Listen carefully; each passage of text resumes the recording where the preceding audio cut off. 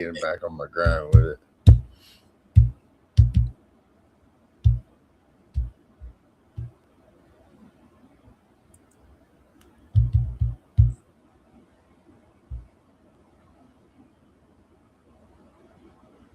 Boom.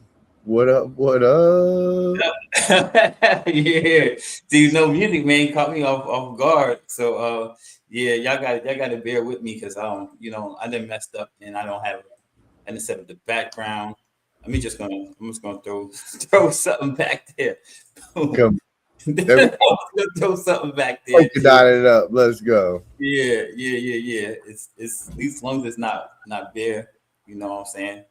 Let me throw something else up in here. Just boom. It says here now, but who cares? Who cares? It's not bucking naked. How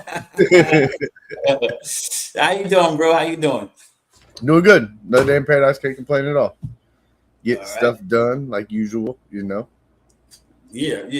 Getting stuff done. I just started the new gig today, man. So that How was was cool. that? Yeah, it was cool. It was a short day. Actually, it was a short day. Let me take off early, because tomorrow's will be much longer day. And I still came home and did all my orientation stuff because they gave us a phone, and I just went to town on it and just like Figured everything out. Come yeah, on. figured everything out. Went over it right now, sucking up a little bit. So you're gonna be Fall. in training right now too, aren't you?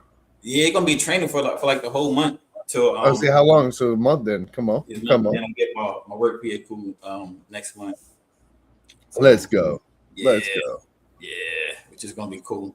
Cool. Back to doing work like that. It's been a minute.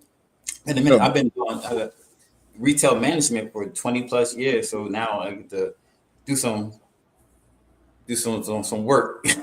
on. Right. It's a little work, but it's something you pretty much know. You know what I'm Yeah, oh saying? yeah, So, stuff I already yeah, know. It's stuff that we do now. Stuff that we do now. exactly. Shit, stuff I prepared. That's what I was saying. You never know down the road. You might be teaching them some shit. You know, but look, check this out. You know. You do this every day, all day, every day. That's why the interview was dumb easy because of that. Like, oh man. So, Hell yeah. so how was your Hell, weekend? pretty good. Pretty good. Can't complain at all.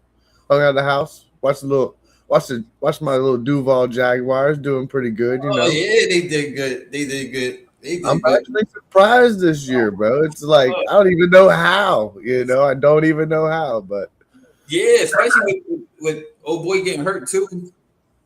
yeah, yep. Yeah, which I didn't expect early on, but it was a bad weekend for me. Bad weekend for me. So I'm a Commanders fan. We got blink. We got shut out. We Oh, dipped out, and I'm a Ohio State Buckeyes fan. We lost the oh Big shit. Ten championship, bro. After beating Michigan last week, which I was like, I was soup. I was. So that was like my national championship. Because we always lose to Michigan, especially under Ryan Day, because he's a dumbass. Right. We always lose. So when won, I was soup. I was happy. I was like, oh man, we're gonna breeze through Indiana, and then we end up losing 13-10. So Damn. it's our first loss, but we still in the playoffs. Two Come on. games, two games, Come two on. games. We still be national champions again. We gonna see them. We might see them again in the national championship game. So it's all good. All good with me. We gonna see.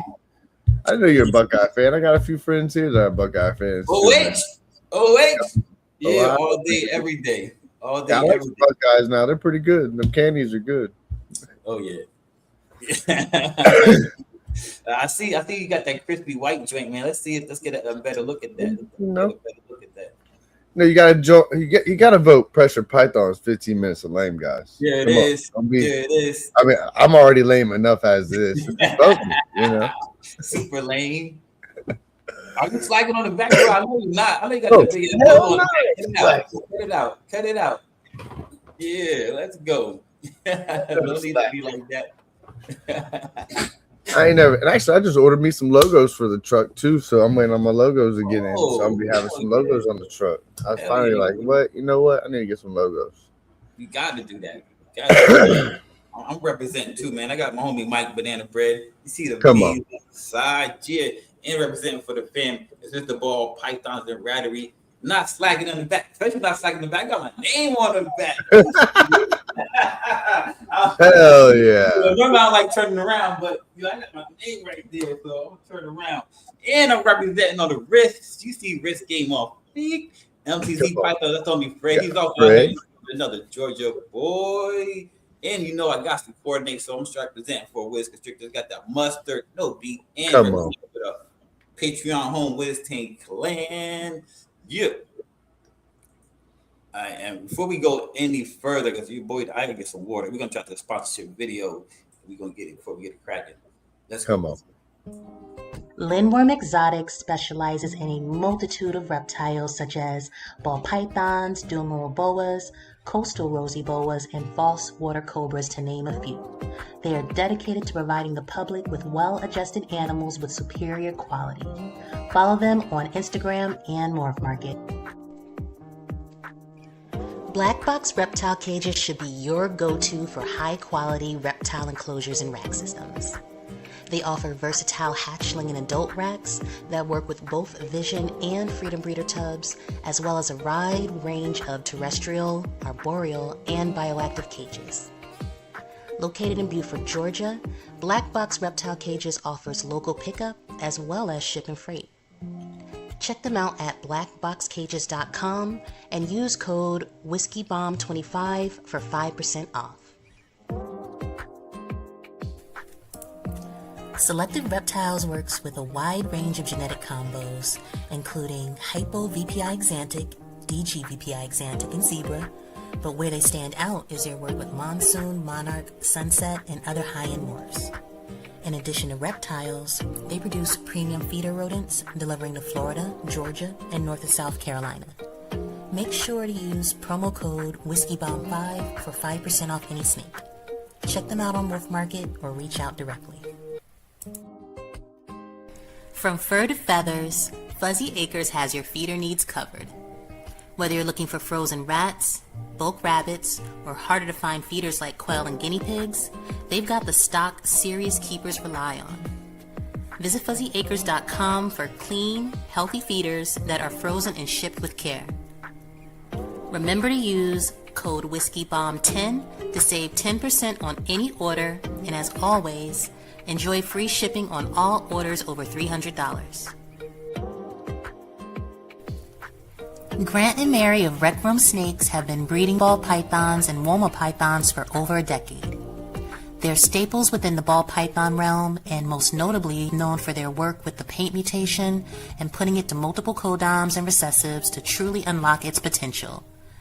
Please give them a follow on Morph Market to check out their incredible animals, and on Instagram to keep up with their projects. Ninja Balls is more than a breeder, he's a creator. He's the innovative thinker that brought you the Kiki Ball. He strives to make living works of art and improve upon them year in and year out. Follow him today on Instagram at Morph Market, and know that with each purchase you make, you're getting quality. Bone Daddy Serpents is just getting started in the ball python industry, but he has major plans involving high-end genes such as Monarch and Sunset. Please keep an eye out on him because his passion and determination is going to take him very far within this industry.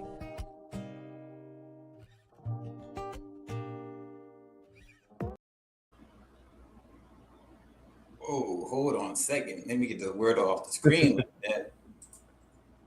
All right, I don't know what the hell was going on with that for a second. Come on. Yo, come on. I appreciate all the sponsors, man. Appreciate you all. Thank you for all that you do for us on the network. And take advantage of those coupon codes. Take advantage of those coupon codes. Save some money. Take advantage of the relationships that we built with these fine people, and help your pockets out just a little bit. And make sure you hit that like button, hit that subscribe button. You catch that replay, hashtag replay game, please.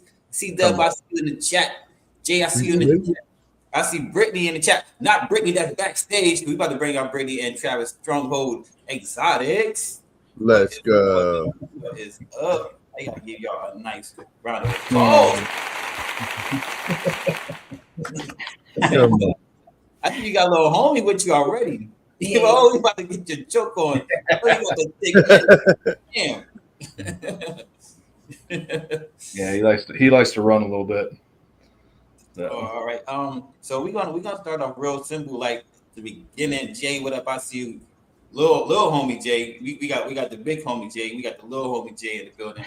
We got C Dub. We got Brittany in the building. So What's up, why don't dude? y'all introduce yourselves since I introduced y'all to keeping this chitty. Let me get Right. here. He wants to Yeah, show swap it. over here. There we go. So I'm Brittany. This is my husband Travis. We're Stronghold Exotics. We specialize in boa imperators, as well as all three species of short-tailed python. It's our passion. We have a couple other things going on that we'll be happy to talk to you guys about as well. We are on Instagram. If anyone wants to follow us at Stronghold Exotics. If you're talking to us on Instagram, that's me. So I'm primarily the social media person. Travis is the brains of the outfit. Come on.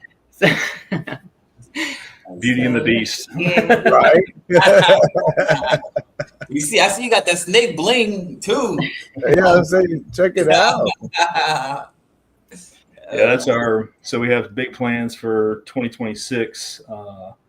We're actually in the process of opening a gym, bodybuilding gym. Yeah.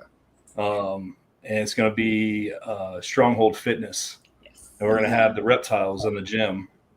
So we're going to have live display reptiles throughout the gym. Both of us compete in the NPC. That's cool as shit.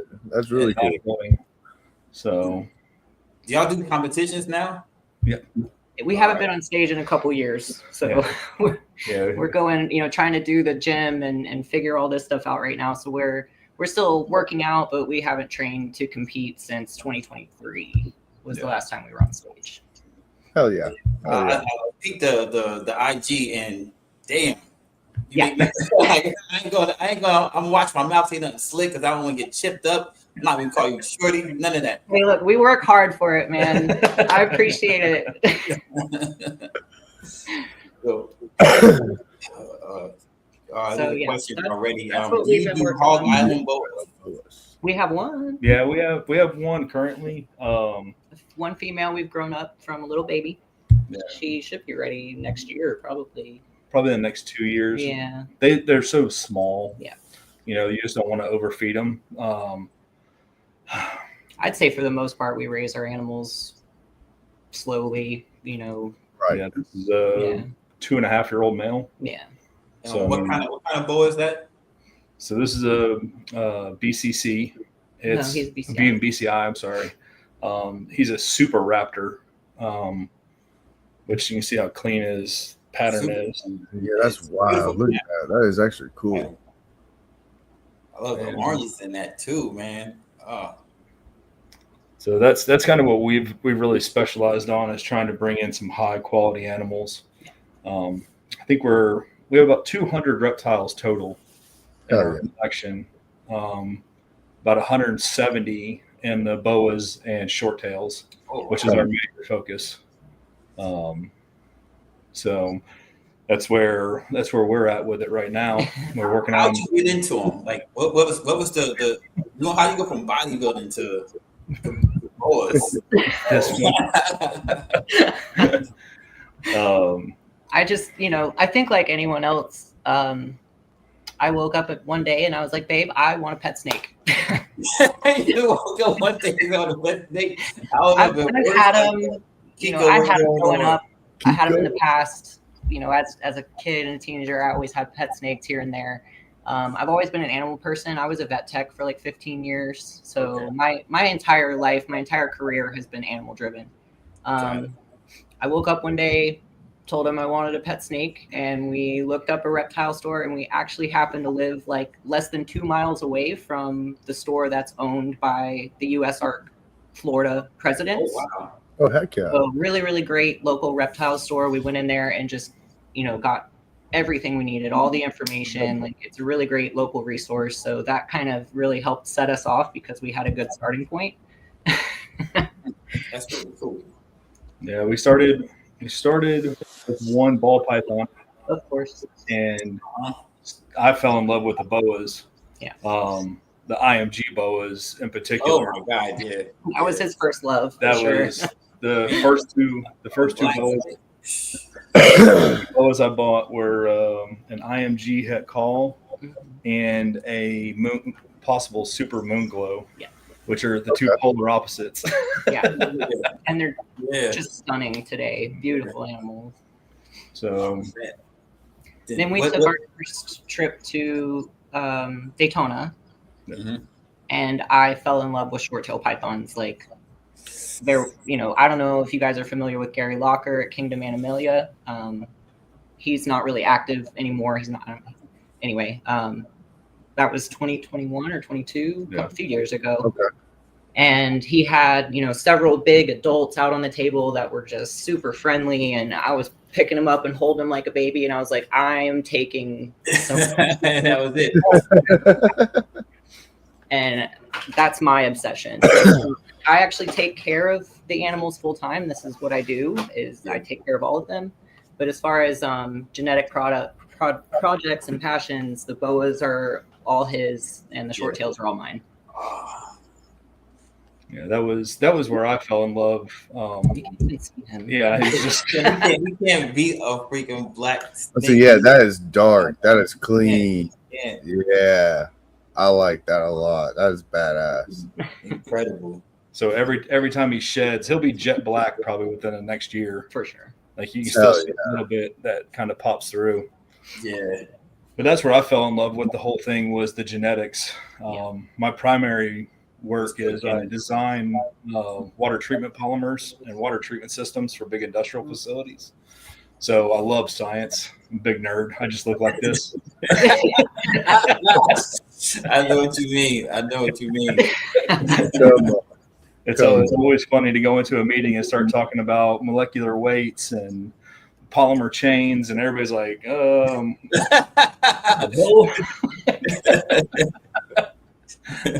So, but yeah, it's been fun. That's part of this year. Is 2026 is trying to marry all of our passions and trying to get everything all together. And I see, it's awesome to see in the reptile world people taking more focus on their health. And that's been a big thing that whenever we started looking at, I almost opened a gym in 2020, COVID hit, and everything happens for a reason. I put it on the brakes and just kind of put it on the back burner for a little bit. And then as we started with the snakes, I was like, you know what? Why can't we do all of it? Yep. Right. Put it all together. Put it all together. Have a little diversity, Yeah. So what led to the breeding? What was you know what, we're gonna do this? I've always, in business, I've always loved living in the niche markets. I don't like being mainstream. I've always tried to find like the weird odd and end things. And then, like I said, the genetics is where I fell in love. I was like, you know what? Even if we break even every year, I get to have the coolest fucking animal collection in the world. Like, tell me how I'm losing. Like, like it's like bodybuilding. And I tell people all the time, I'm 43 years old. I started bodybuilding when I was 38. And I tell everybody, I'm like, I get backstage, I'm competing against 20-year-olds, 25-year-olds. I'm like, what are you going to tell me? This is the best time I still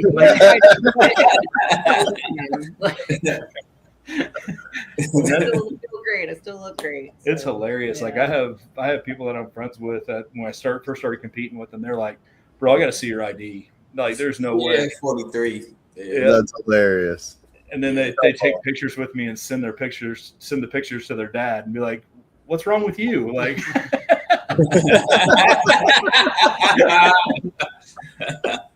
that's funny.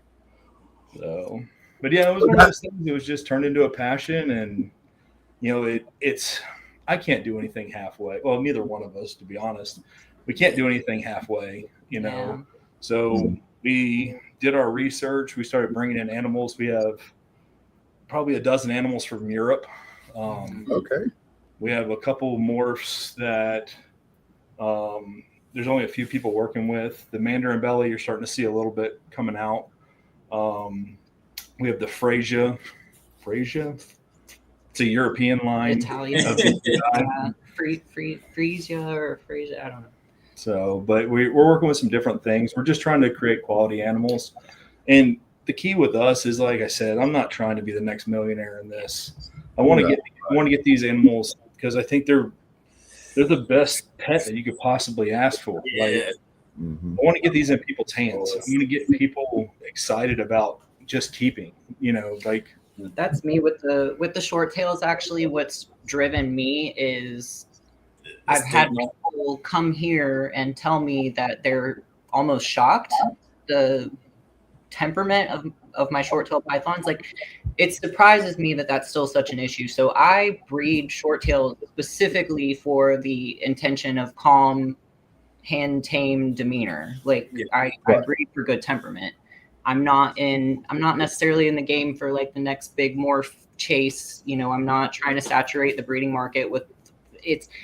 My goal is to get them into more pet keepers' hands and to try and help break that stereotype, because I think they're awesome. And for me, they're big couch puppies. Like, I sit on the couch, I watch TV with them. I can pet all of mine right on the head, and they'll just sit there and cuddle, and like, I enjoy them.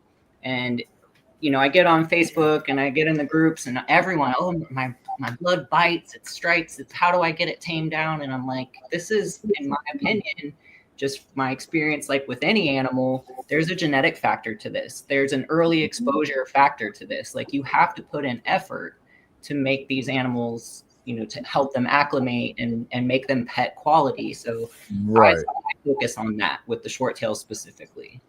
Well, that's one thing that we were actually just having this conversation yesterday, is talking about like husbandry. And, I think people sometimes forget, this boa, it's probably 8 generations deep in captivity. Okay. It doesn't know any better. Yeah. It doesn't have that they become like a dog. Like, if we were in the woods, you wouldn't go out and pet a wolf. But if you come to our house, you would pet my dog. Yeah.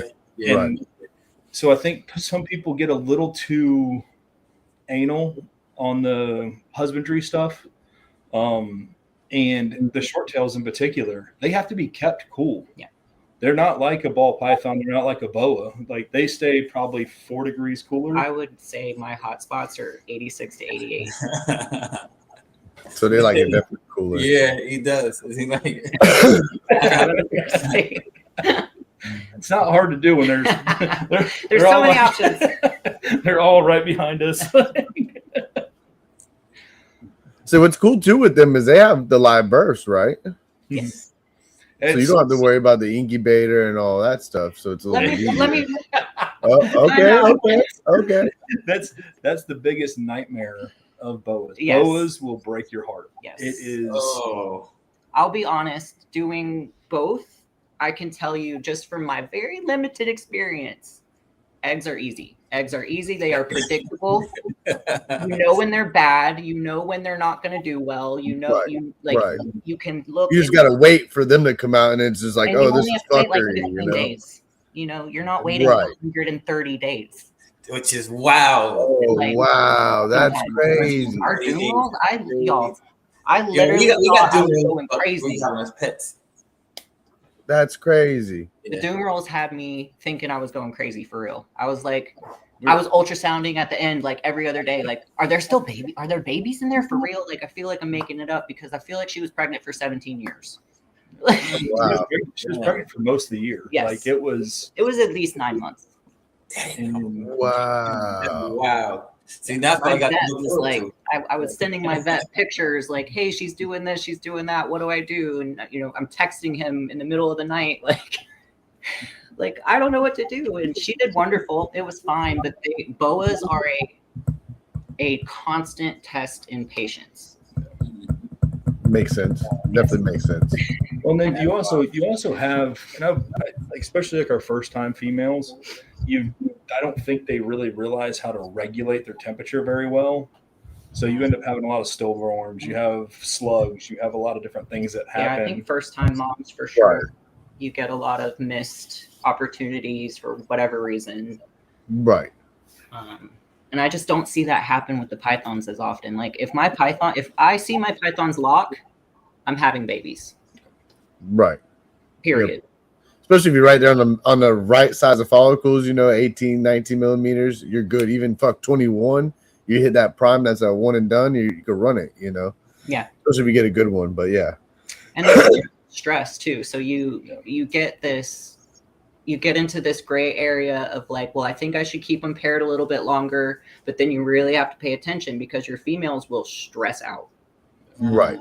So, and I think they're just, from my limited experience, I just think the boas are a little more sensitive to a lot of things than Makes what I sense. pythons. Yeah, I want to say we're close to, I would say, a 90% success rate on the short tails. Yeah. And last year we had 1 out of 10 paired. Actually, wow. Yeah. Oh yeah. Yeah. And we also brought in some animals last year for some projects that we were trying to kind of fast forward a little bit. And I think that boas tend to stress a lot more, and they don't handle the change of environment quite as well. I would agree with that.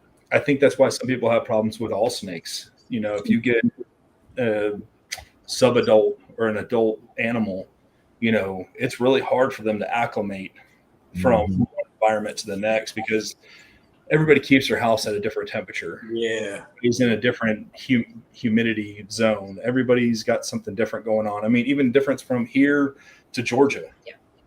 That's a major. Yeah, That's a big difference. It's a big difference. I didn't even think about that really.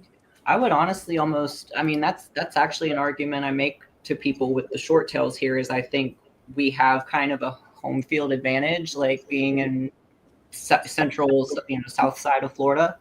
Our natural weather here is basically their natural environment. Right, they're normal. Right. Actually, I do most of my short tail pairings here based on the weather cycles, and it's mostly focused on hurricane season. So actually, when we get a hurricane or a low pressure tropical storm that comes through, that is when I pair my short tails. And like as soon as the rain hits the ground and it's raining, they're locked up. Boas tonight, Dan. Come on. Boas, and we got some short tail pythons. So since y'all in kind of central Florida, do y'all do any outside enclosures? We have outdoor like exercise enclosures, and we've talked about doing them for the carpets and stuff, carpet pythons. Yeah, I'm getting some diamonds, and I'm gonna keep them outside enclosures. Oh, you're getting diamonds? Yeah, it's my goal. I got some Brettles coming already, but that's my goal. I keep my bearded dragons out all year long. They literally stay out all year long. They're in brumation right now. And my bearded dragons have outside enclosures. They stay out, and then my chameleons go out here and there. Like when it's like cold now, I put them inside. But I love being the fact in Florida. Like you guys are further south, so you guys could like have an amazing backyard of freaking a zoo of animals. Well, that's pretty cool. We're gonna try to do that at the gym. We're gonna have some outdoor enclosures. That's cool. Where we can keep some things. That's what I fell in love with. My second love is the carpet pythons. Oh man, I love them. I freaking love carpets. That is so clean. So you got some carpets then? Yeah. This one's already claimed. She's here in the audience. Oh. Yeah. So what kind of carpets do you got? You got Poppins? What you got? We have hypo caramel coastal. Okay, you got a coastal. And then a couple jungles. 2 jungles. A couple jungles, sweet. Yeah. So we're starting to look into some different things, and there's some guys that are doing some really cool. They're kind of crossing some of them a little bit. Yep. Which one, like a JCC, or like a DJJ, like a diamond jungle jag? You can get those that are pretty wicked looking. Well, the jungle jags look sick, period. But when you throw the diamond in there, it's pretty cool. Yeah. But it's really like hybridizing the lines when you do that. You're mixing the lines up a lot too. Some people like it, some people don't. Like Nick Mutton, would be like, some are cool, but I like to keep pure, Yeah. I think that there's room for all of us to be in that sandbox. Yep. It's one of those things like, so we have some locality boa stuff, and I won't cross it. Right. The Hog Island, a lot of people are crossing the Hog Island stuff. I like them the way they are. I ain't got no shade to throw at anybody for doing it. man. Like it's your pet. You get to do what you want with it. You know, it ain't my place to judge you. Not for you. But there are some hardcore locality people that, you know, it's a major, you know, but I look at it, especially from the carpet python standpoint, we don't have an influx of wild caught. No. Nick Mutton's the one that's brought everyone that's freaking here in America. That's the man that's down there brought everyone here, you know. And it came, half of them came from what, over there in UK and England area from the one guy. The paperwork here, what's his name? Actually, oh fuck. Oh, see what you got. Paul Harris, from Paul Harris. From actually, a lot of them came from Paul Harris over there. But no, I do. A goal of mine is I want to make a carpet ball. So I do. I get what you're saying. I don't hate on it. Everybody's got room for it, you know. Just be honest about it, you know. That's where I think the key is being honest with everybody. One of the things that I like what the Emerald Tree Boa guys have done, they started calling them designer. Mm-hmm. You know, they started really labeling them and making sure, like, hey, this isn't a pure animal. This isn't, you know, and I think that's I mean, you look at the dog industry. I mean, oh yeah, so many animals that have kind of evolved by breeding.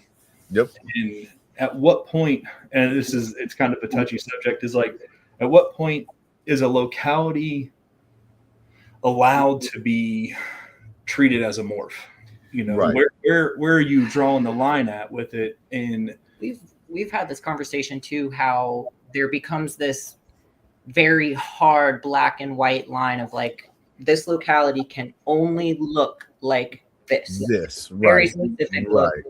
In the wild, that's not reality. And what we've actually done is created a line bred animal. Mm-hmm. You're not really dealing with localities at that point. The people that you're not. You're basically still saving the best looking, their favorite color, the correct. Most, you know, whatever their favorite traits are. Those are the ones getting bred. That's creating a line. Yep. You know. 100%. And that's where the only thing that I kind of see is like an area that I'm more against than anything. Like I said, I don't really care, man. You get to treat your animals how you want to, you know, as long as they're healthy, as long as they're viable, as long as you're not causing issues to them. I don't care. Where I kind of get a little hesitant is when we start taking banned species from some areas and pairing them. Because now you're going to get all ball pythons banned. You're going to get, you know what I mean? They're not going to be able to tell the difference in these animals.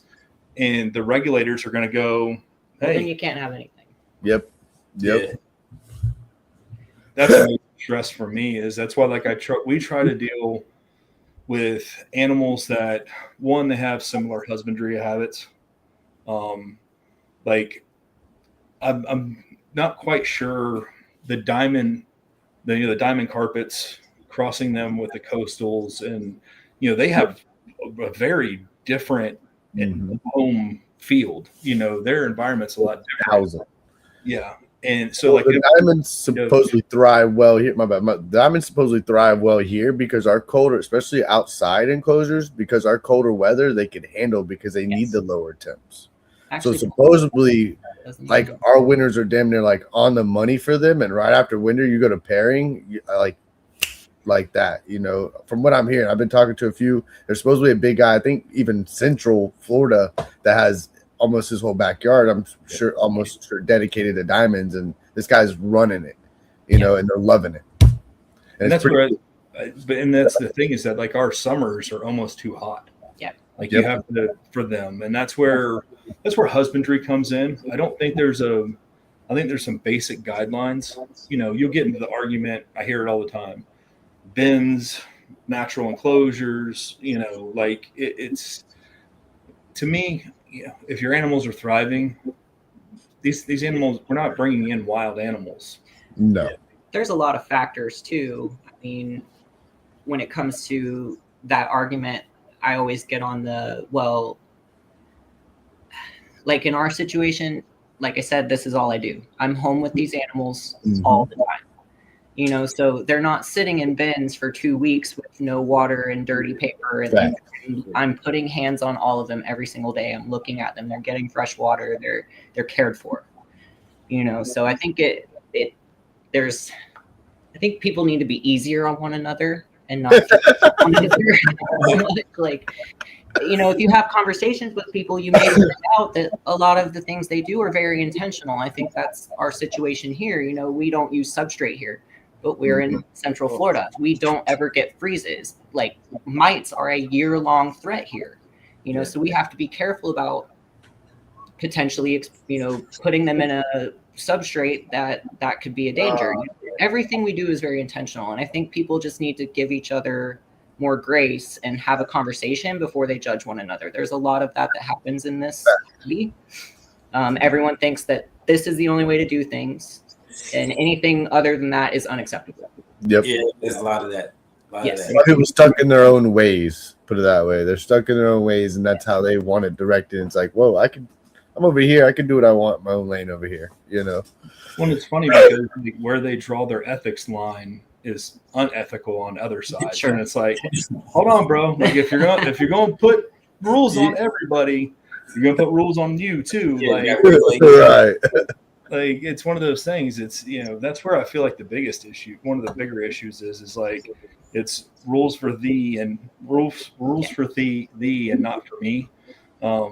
Like, I'm going to give you these rules, but I'm going to operate over here in my situation. And that's where it's, like I said, we're just trying to be a positive influence. We're just trying to, find out what's best for these animals. Get them.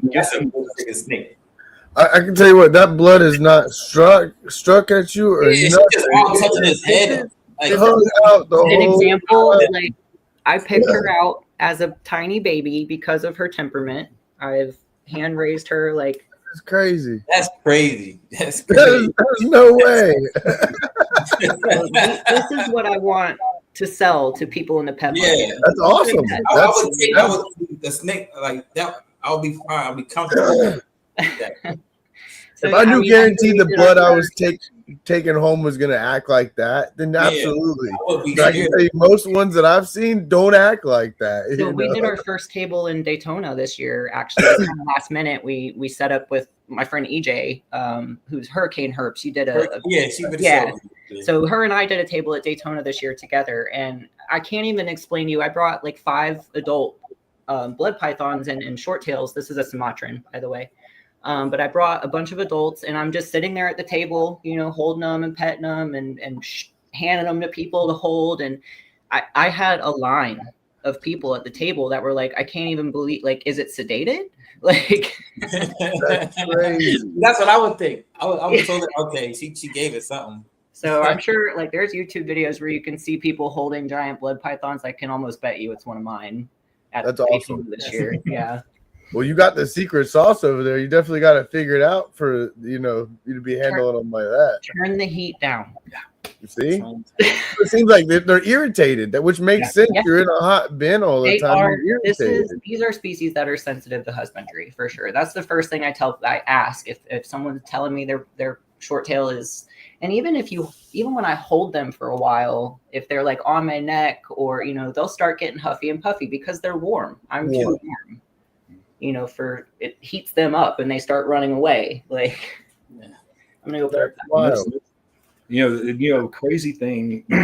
So when we first got into it, I built our first rack, and we got bus tubs. I found a deal on a bunch of bus tubs. And I'm like, you know what? This will work. I like that they have the bumps in the bottom.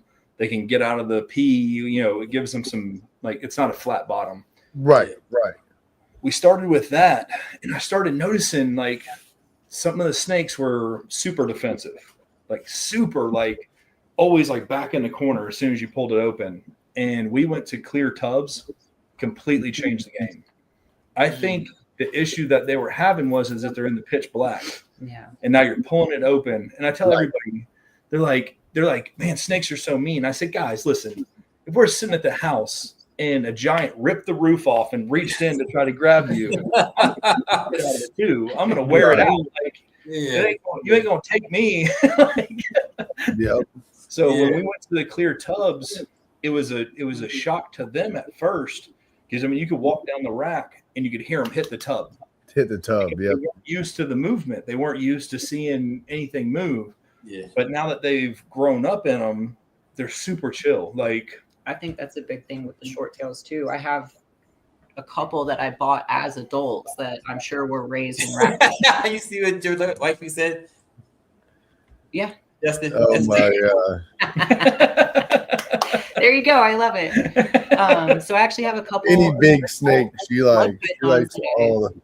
I bought as adults, and I put them in, glass front enclosures, and I figured it would take a little while for them to acclimate, but they never did. They just never acclimated, and I ended up moving them into a smaller, an ARS rack, and now their temperaments are fantastic. So I think you need to just listen to your animal, but I think my babies being raised in clear front enclosures and clear front bins helps that much more.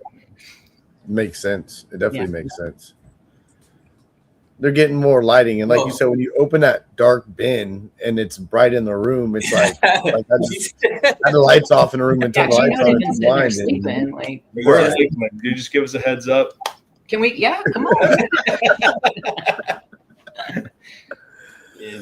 They're in Central Florida, babe. So when we travel, Yeah, we're right between Disney and Busch Gardens. Hey, so I'll show you you pick out what a blood python you want, and he'll bring it tomorrow. Yeah, do not tell her that. Do not tell her that. It's been awesome. That as far as the breeding the bloods for temperament, that's been most of the sales I've made so far are first time blood owners. They've always liked them, they admired them, but they didn't want to get bit, and I'm like, well, here you go. Right. I think they're very sensitive to you as well too. Yeah. Like if you're hesitant with them, like I'm sure you guys see it with all those animals too. It's like I love it. I'm sure you guys see it with your animals too. If somebody hesitates with them, that it automatically puts them on edge. Yep. What's happening? I actually tell a lot of my friends that when they go in there, I'm like, don't hesitate. Just go. Have conviction. Just act like it doesn't even bother you. Don't even know. You just go for it. Like, what? For real? And I'm like, look, I'll open a bin and I'll show you. Look, if I hesitate, now look, you got in the strike pose. And they're like, oh, shit. And I'm like, now watch. I'll just open a bin, grab it. Don't even notice, like, oh, that's you. What's funny is I hesitate the most with the babies because I don't want to hurt them. Right. So I'm always hesitant with the babies, and he'll just walk in and grab them. So like we have a litter of 21 Central American boas, and he's never been bitten. Every single one of those babies bites me every single time I handle them. Because you hesitate. And I feel like these animals, a lot of people don't take for credit too. I feel like these animals can sense shit too. They can sense, just like a dog could sense fear. We can sense fear when we're out. Like if you're in the middle of the night, you're walking down an alley and something comes up behind you and sneaks, you could sense that shit. We're not. It's natural. It comes to anybody. So even after all these years, I have not overcome the reflex of pulling my hand away. Right. And I know that. So that's why I'm more hesitant with the babies. I know that if one of them bites me, I'm going to fling it across the room. Right. So I just get, I'll just pull my sleeve over or grab them like that or whatever. I'm just too nervous that I'm going to hurt them. So that's why I'm hesitant. But he's good at it. He'll just. Yeah, I always cup them. I'll cup them in the bin and let them calm down, and then I'll pick them up. Like it seems like whenever my hands together, they don't have a bunch of things coming at them. I can cup them. Right. Learn techniques, It's just one big object coming down instead of all these little objects coming down. I'm telling you, and that's where like mentally, I try to break it down to like if I was that animal, like what's gonna freak. Well, damn, like that's kind of a odd thing to happen. Like how am I trying to train these animals? I mean, the first snake we got out, Charlie, the Super Raptor, he wore my ass out for like 2 weeks. He was untouchable when we got him. Oh wow. Yeah. But it was one of those ones like I just like cupping them or putting them against your body is just something that's, I don't know if the scent they're picking up that scent and they're like they just learn that figuring it's safe. out that it's safe. Yeah. But like I'm telling you, like even when I got him from the breeder, he was like, man, this snake, like he wears everybody out. Yeah. And like it was probably about a week sitting on the couch with him like every other night. And yeah, he'd bite me, but it's just one of those things. Like I try to tell my friends, I'm like, guys, I'm not one to let an animal bite somebody, but if you get bit once, it's not. You'll realize there's nothing to be worried about. Yeah. Yeah. Literally gonna feel like this. Well, it feels Right. like free Velcro. You gotta teach them who the boss is. Don't let them know that you can't punk me. Yeah, like it's you're not hurting me any. Like so, but yeah, it's been fun just trying to like learn their habits, and I'm getting better with the short tails. I don't interact with them as much. I have so much going on with my daily job, and then I try to handle the boas as much as I can whenever I'm home, and trying to get this gym started has been Yeah, that's a lot of work to it, man. Like it's lifting weights. Yeah. Man, dealing with the permitting and the parking and the fire sprinklers and it's a bunch. Sure. It's now I see why like not a lot of people do it. Yeah. It's a bunch of hurdles to jump over, but I think ultimately it'll be good for people and it'll be good for the hobby. That's what I want to try to do is get people more familiar. Like we do educational stuff from time to time, and trying to get kids to understand like a dead snake is not a good snake. Yeah, like I hate when people say that's a dead. Oh, a snake is a dead snake. Like shut up. Yeah. Right. If people just realize like the amount of venomous snakes, number one, that we would have in the state of Florida would be insane if we didn't have other snakes to eat them. Yeah. The amount of rats, the amount of rodents we would deal with on a daily basis. Yeah, snakes are a major part of our pest control in Florida, and people just decapitate them here for some reason. Like that's just like the gopher tortoise here in Florida. Like people don't realize those holes that they bury, the amount of animals that go in that hole to live with them and to make it through the whole winter cycle and everything. It's pretty crazy because I didn't notice that till I had a gopher behind my house and I looked it up, but it shows the tunnel of the hole and it shows like a list of animals that literally go down there with lots it. Of snakes, too. Lots of snakes, lots of snakes, It's like, wow, they'll live together down in captivity down there, and make it cohabit for a while. They'll just do what they have to do to survive for sure. And it's crazy because people, like you said, people don't understand the amount of these animals are very important to our ecosystem. Well, they know what they're taught. Yep. Are y'all breeding the carpets also? Or y'all planning on it? We're planning on it. Ours are still young. Yeah. Like I said, I'm looking at a couple different projects. It's hard because you have two standards. You have the American standard, and then you have the Australian standard. And if you look at the Australian animals, it's absolute insanity. They have some of the most beautiful carpets on the planet. I think the guy 2 years ago in Australia created they're calling it a super moon. Super caramel, super caramel, xanthic, albino, and it's an all white carpet. I'd say it's white as shit. Yeah. But I know a lot of people that Dave Palumbo down here. We've gotten some animals from him. He's in the bodybuilding world. He's a professional bodybuilder. Yeah. So it was cool to connect with him and go see his facility. And we bought some of our mandarin belly stuff from him. Oh yeah. But awesome guy. But was talking with him. That's a big project, or was a big project with him, was the carpets. So, but it's hard because, like I said, our genetics are so shallow. Yeah. When it comes to the carpet line in the U.S. I actually do spotted pythons also. Oh. And we have wild type and we have granite. That's it. That's it. That's what we have in the US. But if you look overseas, it's insane. They have T positive, T negative. They have all kinds of stuff. Yeah. So it's one of those things we have to stay in our restraints. It's cool to look at those animals, but it's have that ability. But that's why I think that it's cool that some people are doing these crosses. You know, they're doing this to the carpet, to the jungle. Health guarantee contract and return policy. What's your return policy? So actually, this is something that we feel very strongly about. The health guarantee 30 days, because husbandry is key. You know, if you're not keeping that animal correct, you know, it's hard for us to eat that cost. It becomes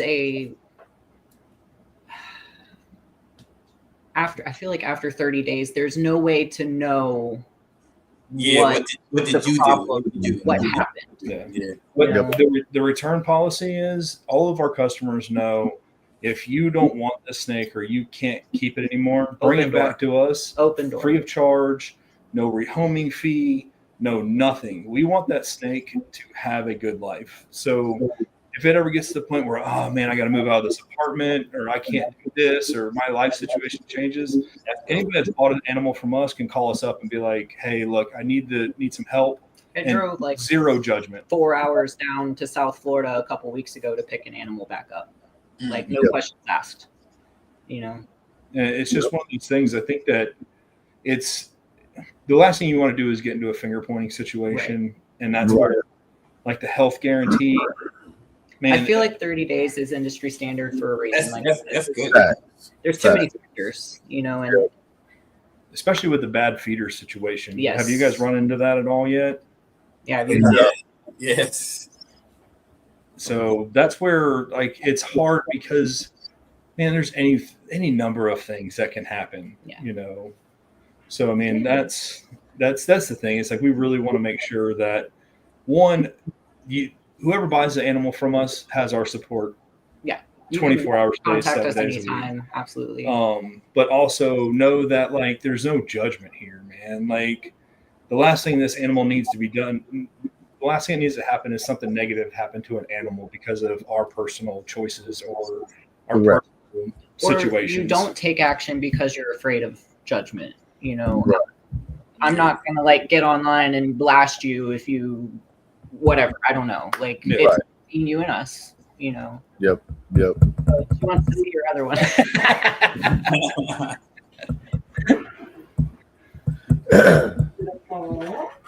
Yeah, Brittany actually has probably it'll be a world's first whenever we get to it. We got a couple years kind of developing it, but she did what's the sunset albino? So Borneo, I did Borneo short-tailed pythons. I got a sunset albino and paired him with a not an extreme. An extreme is kind of a super marble essentially. So I had a whole clutch of marble het sunset babies. They're the first het, like morphed hets of the sunset. You say sunset, so there's sunset and short tails? In Borneo short tails. I'll get him out in a minute and show you actually. So this is your 007 girl. She's real sweet too. Look. Well, golden eye. Yeah, that's sick. That is really cool. She's a 007, so she's GoldenEye and Matrix. All right. Come on. Well, that's the hardest part that I'm having right now is with the short tails is the naming process for it. Like, so in boas, you have, you know, your dominant genes that are, you have, you know, your raptor, super raptor. That's the 2 gene form. You know what I mean? So it's pretty easy to keep up with, like super ghost, or you know what I'm saying? Like it's easy to keep up with the golden or the short tails. For some reason, every combination on the blood side specifically, they've changed the name for every combination. So it's hard to kind of keep up with the genetics of it. It's like, you know, you got to remember what every breakdown is for. Right. Well, one name could actually mean a breakdown of 2 genes or 3 genes, more or less. Yeah. Okay, I get what you're saying. So they put these 3, and they're like, "Well, we're going to call this Mackenzie, or we're going to call this, you know." But I'm saying even as simple as a dominant gene from a dominant gene to a super form of it, there's a totally different name. So, wow. Yeah, he's freaking awesome. Wow, yeah, that is gold. It's like that gold honey. It is thick. Yeah, he's a pretty good sized male. He's got like purples in him. Like he's got like it's a cameras don't do justice. We know. So he's the dad of the first morph. So the person who established this albino, he bred, I want to say 30 pairs and just made a bunch of really high quality sunset albinos and just released that to the market. So I really admire that he didn't like breed it to everything before releasing it. It gave the rest of us an opportunity to do cool things. So that's albino, sunset albino. That's wow. He's a T positive albino. Yeah. Okay. All right. Gotcha. It's almost the same colors as sunset and ball pythons. Yeah. Yeah. Similar for sure.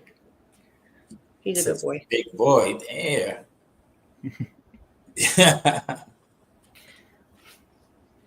Oh yeah, she's definitely got the short tail thing figured out. Definitely. Look at everyone she's pulled out. None of them struck. Every one of them. It's insane.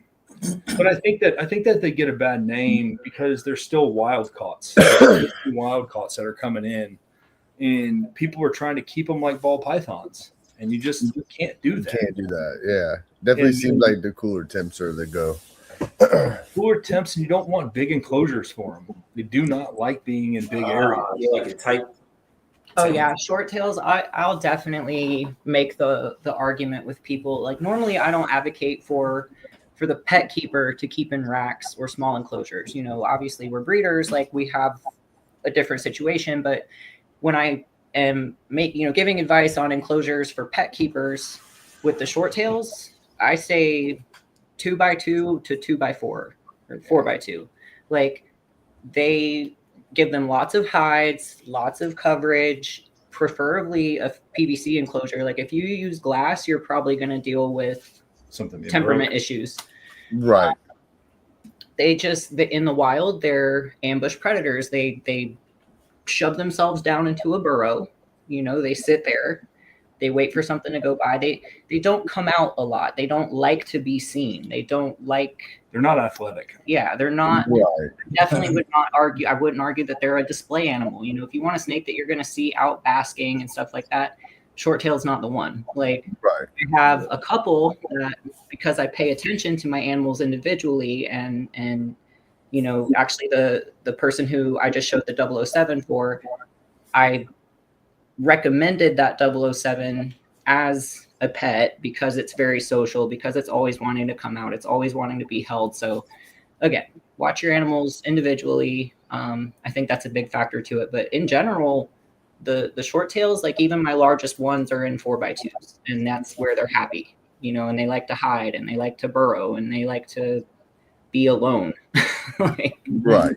So that's a big factor with my babies too. They all get a substrate container. So from the moment they hatch and I start handling them early, digging them out of the substrate is something that they learn. So all my babies are comfortable with being, dug out, picked up.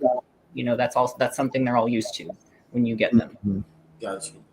They got like a chocolate tail. That thing is sick. Yeah, I was gonna say that tail on that is badass. So this is a Aztec VPI. It's like chocolate, and there's some oranges that kind of come through. Oh yeah, oranges now. Yeah, definitely. I picked him out. Yeah, this is like a mocha, like a yeah, badass, like that's sick. I love their side patterns too. They have so much depth, so much pattern going on. Yeah, and this is it's a 3 gene animal. It's Aztec and visual VPI albino T positive. And that's where I'm trying to focus with the boas. Kyle. Hey.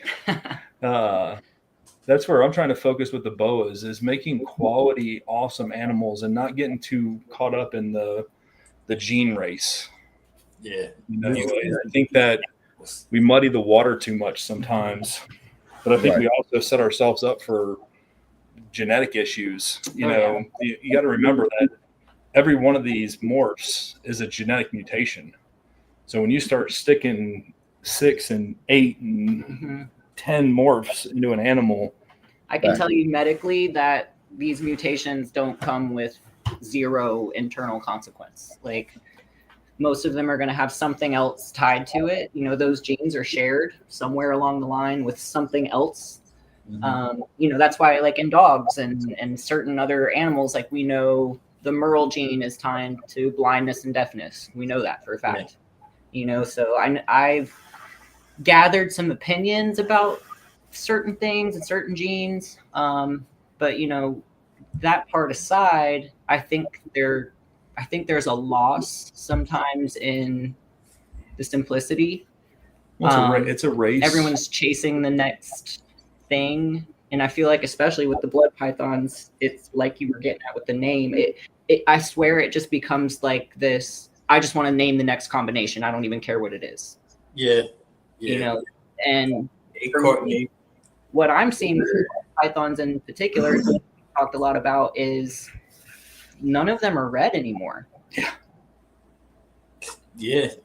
Every morph that comes out, everything gets wiped out. And I think that deep red is something that doesn't occur in other species, and we're losing it. Oh, I'd go for it. If I had a red boa that was as red as a blood python, I'd be a millionaire right now. Like, you just don't see. I'm telling you, and when you see these things in person, their red is so red that it's not even. It doesn't. Oh, hey, it doesn't even register. Like, it's like, I'm telling you, I have a bloodline for the boas, and I keep trying to get redder and redder and redder, and I only buy top notch animals, and yeah, they cost more, but you have to remember, you're buying somebody's life work. Right. Yep. And that's where you have to, you got to respect. Now, some people get a little insane on what they want for some of their animals, but that part too. It's one of those things. Like, this is people's life work. This is their art. This is their. That's what I love about it. I get to design an animal that I get to enjoy for the rest of my life and its life, and share with other people. That's what I love. Is like, I love them. Like I said, with these guys in particular, I love them. They're my passion. I want other people to feel the way I feel about them, and I want to get to the point where every time I tell someone that I have blood pythons, they don't go, "Oh, how much do you get bit?" Like, I don't want to talk about that anymore, because it doesn't happen. We walk around the reptile shows, and I just laugh. The amount of people that are like, "Oh, everyone tries to tell me how terrible they are." That's all I hear. They're gonna tell the owner. Yeah. They tell me all day long how terrible blood pythons are. I'm like, 100%. Like, that's hilarious. That's why we brought animals in from all over the U.S. Like, one, I don't have to bring in animals anymore. Our bloodlines are so diverse that I don't really have to. I don't have to worry about like crossbreed or inbreeding and like stuff. So we've tried to pull from a lot of places. I was about to tell you, you're saying the chocolate on that Aztec. Yeah. So this is one of our, basically like a super dwarf boa. This is a onyx motley Honduran T positive. Oh wow! Oh wow! That's so thick. Yeah, it's cool. Let's go. And what's crazy, when you add hypo to this, it turns red. Yeah, we have a leopard in this version that's hypo as well, and her name's Peaches. Brittany's going to get her out of the other room. That is sweet. It is. Like, this snake will only get to about 4 foot. Okay. Like, it's not going to be very big. It may gain a little bit more girth to it. Yeah, you don't see many. Peaches is 3 years old now. So, like, this is Peaches. She'll be bred to him. Okay. Oh wow, that's sick. I like that one. That one's clean. She's amazing. So, leopard and onyx are allelic. They're different morphs, but together they form a super form. And then when you add motley to them as a visual super, they're jet black. Okay. So with hypo, it'll be almost a red snake. I'll put it right there. Wow. Yeah, I don't even remember all that. Oh yeah. Yeah, that's clean. I like that. And then I'm trying to think of some of the. More than I like the striping. The striping one looks good too, but I really like the patterns on Pattern, I like yeah. the chocolatey pattern, broken up granity look. And you'll love this guy right Yeah, here. look at this. So this is a super mandarin belly leopard, golden T positive. Oh yeah, see, look now that's sick. Like that's badass. Come on. Come on. Oh, Like, look at that is clean right there. Yeah, that's sick. And look at that head. Oh man.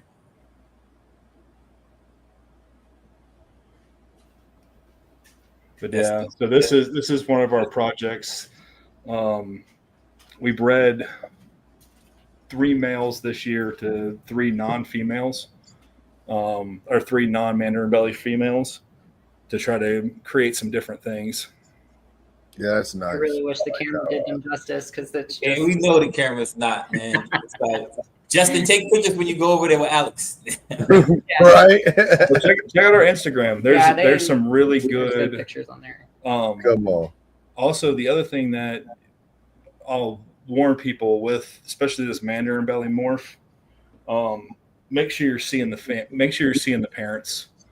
I'm seeing so many listed as mandarin bellies, and they're just orange snakes. They're more like this is one of those. They're not true mandarin bellies, more or less. Or just not. It's just one of those morphs that quality really matters. There's different levels to that. Yeah. Mm-hmm. So I tell people, buy quality, guys. I say this shit all the time. Quality matters. Yeah, it matters. Thank you. I'm trying to save a buck, get some quality. Yes. Trying to show some different stuff. These are just the ones that are just sitting next to me. This is a labyrinth. Hypo labyrinth. That's clean. So I like that too. The reds and the yellow. He's a good looking boy. So the super form of this is a leucistic animal. Oh, okay. All white. Yeah. So it'll be white with pink, like light pink pattern. It's not a leucistic. They've called it a leucistic, but it's not. They develop color with age. Okay. Yeah, we have one that's breeding right now. I'd grab him, but I don't want to. I need him to do his job. So I gotta ask though. So with the bows, do they tend to like? Well, I know some of them definitely darken as they age. Now, do they tend to brighten on some of them too as they age, or do they dull? How does that work with them? It really depends on the bloodlines. Okay. There are some. Blood is a good example. Blood's a great example. Yeah. You'll see a lot of bloods. They'll start off red, and then they'll be a brown, like a brick red. Hued it out. It took out that redness and hued it out over time. They brown out with age sometimes. So, like our lines that we have, Lucy is Venruso is where we started our bloodline from. And if you've seen Venruso's reds, they are insane. Come on. Yeah, so that's our blood gene line is one that we shopped for good quality. Ours started with good quality, so we hope to keep that going. Right. This is a major future project for us. We got lucky. I ain't even gonna lie. There's a Mayan morph. Jason's Exotics is the one working with it. He's proving it out right now. We ended up with 3 adult Mayans, super Mayans actually. Yeah, 2 super Mayans that were released. I don't know if they were actually supposed to be released to the market, but a guy that got them from babies sold them to me. But we paired it with the Venruso blood, and we actually got a visual. This is what we think is super hypo Mayan blood. Mm-hmm. And he's a runner though. Yeah. But like you can see, like his pattern is crazy. Oh yeah, Yeah. like little stars almost. Yeah. But yeah, so we had a litter, and they're completely red the whole way through. Wow. Belly, look at that head. Oh, Even the little freckles on the belly, I like too. That's dope. So outside of, I don't know anybody else that's bred the Mayan morph in the industry except for Jason. EJ. Is EJ? Yeah, EJ has 9 babies. She had the babies? Yeah, they were at Daytona. Oh, I know she had babies. I knew Yeah. she had some from them. Yeah, she had babies at Daytona. So yeah, these are the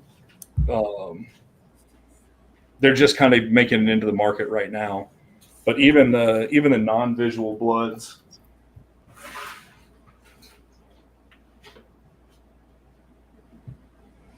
even the non-visual bloods are just they're like freckly. Hey, you can see the freckles a lot on that one on the back. Yeah, I like that though. It still looks clean. Yeah, I like that too. Yeah. So it's het blood. So you can create these out of here. That's cool. That's cool. So we've paired it across. We've paired it with some other morphs. He hasn't really crossed it out to figure out what it does to other things. So we bred it with a couple different things this year to try to create a visual and see what it actually does with some of the other morphs. But what's crazy is like the iridescence on these is insane. They're highly iridescent. So just some just chilling like a big baby. You're right. Like, literally just hanging out like a big baby. He's just chilling, got his head on his shoulder. He's gonna rest right here. Literally, just put his head right there. Like, I'm cool, mom. This is it. You got a red head. Big cow sausages. Yeah, this is one of my genetic projects I'm working on this year. So this is part of an oddball clutch that I bought from Zach Green. They're just an unusual pattern and color scheme that's different. So I've paired 2 of them together, and then I paired one with a slack line. I'm very excited for them to see what I get from them. But this is kind of what I was getting at. Like I found these cool red. You know, they're different. They're unusual. They're not normals, but they're still red. Right. Yeah, so I'm excited to create, hopefully something new and unique that still has that beautiful red color that I love so much in the bloods. Yeah, I like how some of the spots are red and some aren't. Like on the side, when you go down the side of it, you'll see some that are like black and then some are red. That's really cool. Yeah. And of course, they're sweet as pie. Like, come on. They have a bunch of blushing too, so nothing is like a solid color. Right. Even the saddles have different there's like colors shades. through them. It's camera, Yeah, that's cool. She's squeezy. They're big couch potatoes. Like literally. Yeah, they like to chill. Like whereas a ball python, I'm amazed. They'll want to stretch out. Yeah. Like they'll lay the whole length of the couch. I'm definitely amazed. That is the most docile ones I've ever seen, for sure. I think we have 80 that are like that. This is how most of mine are. They're just crazy. I mean, so when anybody goes to tell me from now on that they're mean, I'm telling you lies. I can't say nothing. I can't say nothing. Nope. It's all it's who it's like pit bulls. Who's the owner? Right. I think genetics are a big part of it. I think, like I said, early exposure. I will say though, and it's a conversation I've had with a couple of people that I've sold babies to, I won't sell my babies until they're eating reliably on their own. And I think I sometimes, like, normally blood and short-tailed pythons are very voracious eaters, like very readily, very easily. I think because I early expose them and I handle them, and I sometimes deal with issues with that.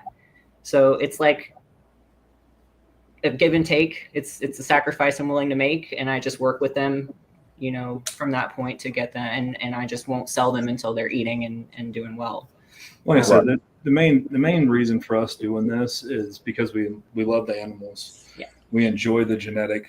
We get to have free pets. Like I get to create the pets I want. Yeah. I get to, put these in good homes. And if there's an animal that I don't feel is going to thrive, or it's going to be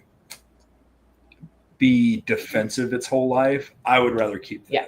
I'll deal with that. Yeah. I'll work with it. Like I don't need the money. Like I'm not trying to sell babies just because I have them in the rack. Yeah. Like we have basically everything we've created almost on the BOA side, we've kept. Yeah. I haven't been able to release anything because everything that's went for us has been projects or like insane projects too. Yeah. Like the Mayan litter was 9. I can't release any of them because I only have 2 Mayans. Yeah. So I didn't release anything out of that litter. We have some Central Americans that it's kind of a lost morph. We were talking with 21 though, right? 21 in the litter. Yeah. And you kept them all back.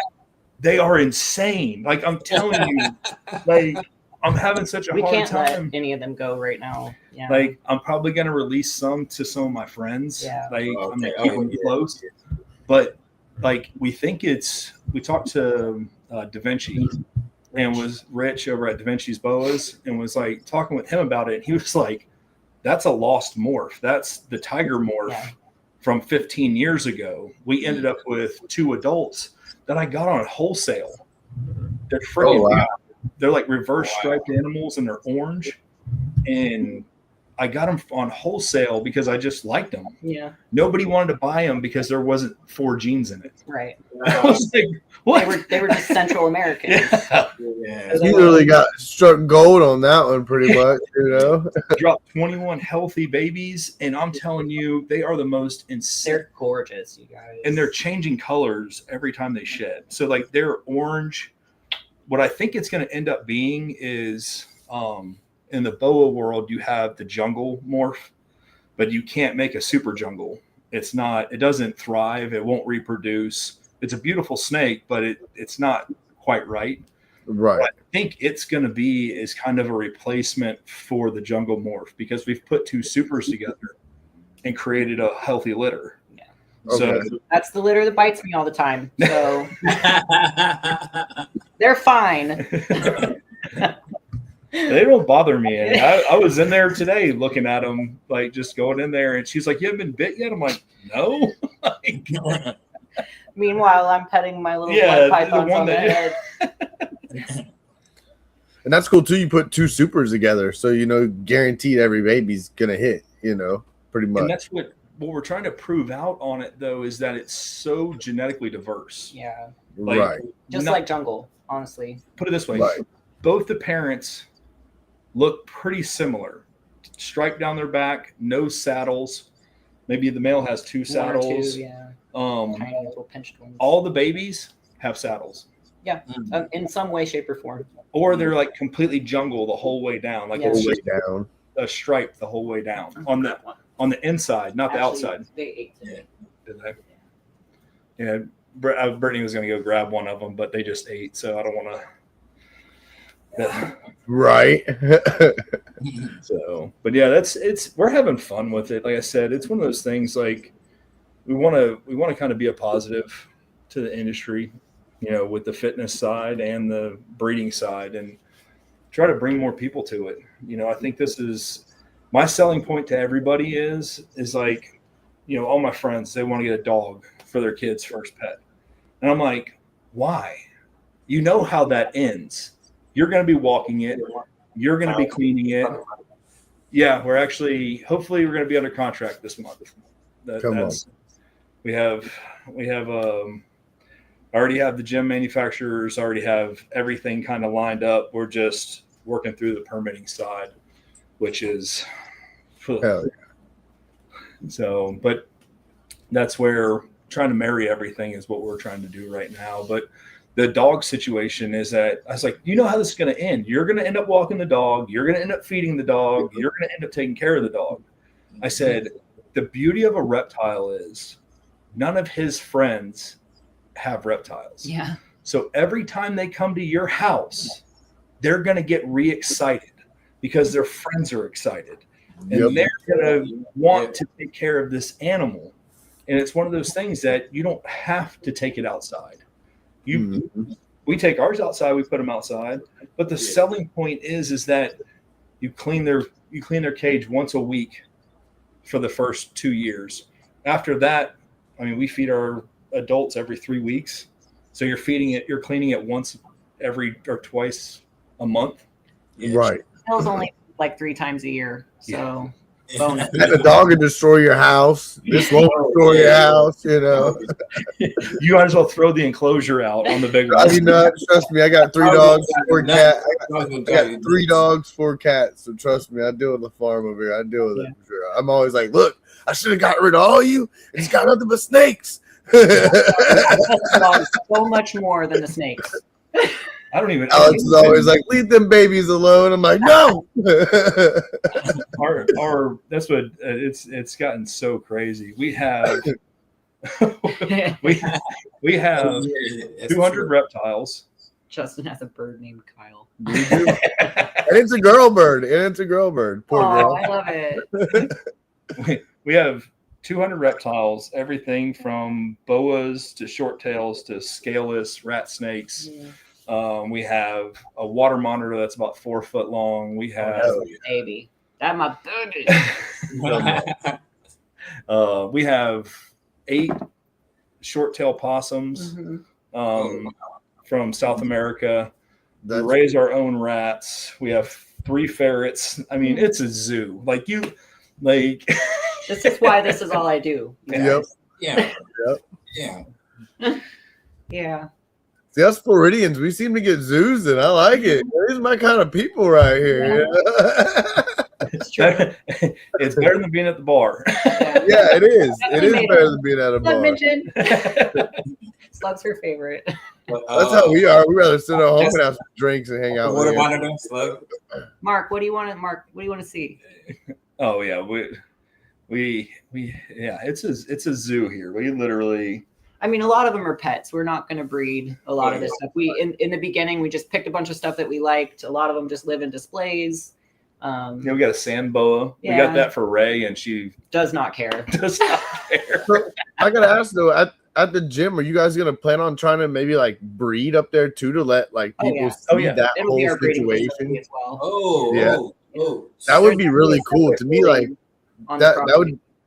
Right, and I'd bring in customers too. Like, look, gym day, come check it out. They might lay today. You know, you might have a chance to see this. Like, that's I plan to make some kind of schedule that the client can interact with the animals. Put something up so we're like, hey, come on Wednesday afternoons if you want to see the giant boas or something. Right, that's really cool. That's like when we're training people. Like whenever I'm walking through the gym, I'll probably have a snake on my neck. Yeah, right. Right. We'll have interaction with them. The other thing we're going to do is we're going to try to anybody that goes, because we have the Lakeland Repticon here. Yeah. Anybody that gets a ticket to the Lakeland Repticon, they get $10 off a day pass for the gym. Let me see if I can get her out. Salesman right there. Come on, that's the way to do it, bro. You know what I'm saying? Come on. That's the thing. I think that bodybuilding and the reptile industry are very interchangeable. There's a lot of people, there's a lot more bodybuilders than you think that have reptiles. Like I said, Dave Palumbo is one of them. Muscles and geeks. Then there's a lot of mental health to go with both of them, like with the snakes and with working out and bodybuilding, there's a lot of mental health that they can bring. Fair warning, this one is not hand tamed. He gets up real quick. That's because she bit him in the face from like across the room before. So she got skinny. Wow, look at the tongue. Like that is wild. She's a wild caught, so she acts like it. But she's a display animal only. This is probably the third time in this year that I've ever handled her. So, but it was a special request, so here you go. Oh wow, she's incredible too. Is she and judgmental as hell? That is cool. Oh, it's definitely different. I like it. Yeah, her strike rate is so long though. Like she can strike like the length of your arm. Oh wow. Yeah. But she doesn't flick her tongue either. She just leaves it out. Just leave, that's why I was saying the tongue is wild. Oh my God. It's got a toothpick in its mouth. Yeah, right. She's smoking on a cigarette. Right. I love that she just watches you all the time. Yeah. But what's crazy is that's her fired up.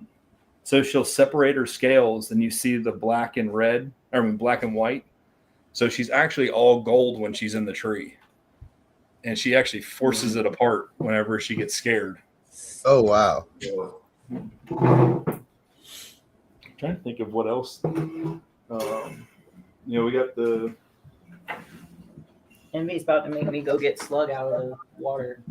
This is our Doomerals litter from this year. Here you go, Keys. Can you believe I these love things are Doomerals. only like My favorite snake that I own is a Doomerals. And What's that? My favorite snake that I own is a Doomerals. My Doomerals. Oh, they're great. They're so underrated. This was like my dream snake when we first got into snakes. This was one of the first things that I actively sought out whenever we got into boas. But yeah, this was our first litter of them. We had 6 this year. 5. There were 6, but one was one. Well. Yeah, one wasn't going to be able to thrive, but definitely one of my favorites. Yeah, they're very underrated. They're super chill. Super chill, yeah. That's what's so funny is I hear everybody say like, "Oh, my Doomerals babies bite me all the time," and I'm like, I've never been bit. Get this thing to bite me. Literally. Yeah, like they bite. I didn't know that. Yeah. I didn't even know rats had mouths until they ate a rat. So you guys said you're breeding rats. So are you breeding Norwegians, ASFs? Are you breeding them all, or what? Yeah, rats. We've got ASF, and now we have mice. We just had our first litter of mice. So mice, I can't get into Mices. the mice. Are you eventually? Do you have to do it for your boas like rabbits and stuff like that eventually, or no? No. None of ours are. And if your boa's getting that big, you are overfeeding it. Yeah, I would agree. Even our massive adult calls get every now and then. I'll give them 2 big rats. Okay. Mostly he gets 1 big rat. Yeah, I mean that's. We have 3 that are 10 foot. I've fed them rabbits before, but it's not every time. They don't. Right. Yeah. It's like a rare occasion. Like here you go. I don't have to worry about it for a while. And I do that with our feedings in general. We kind of give like average feeding, and then I'll give a big meal, and then Right. I've always wondered that. I don't know. I don't own boas. Biggest I got is a carpet. If you have like mainland Colombian full-blooded BCC constrictors, then maybe. But I mean, even then, a 5-pound rabbit, you only want to do that once every month or so. I say it's like being wild till you feed again. It's like, all right, I'm going to go out of town this month. Let me give you a rabbit.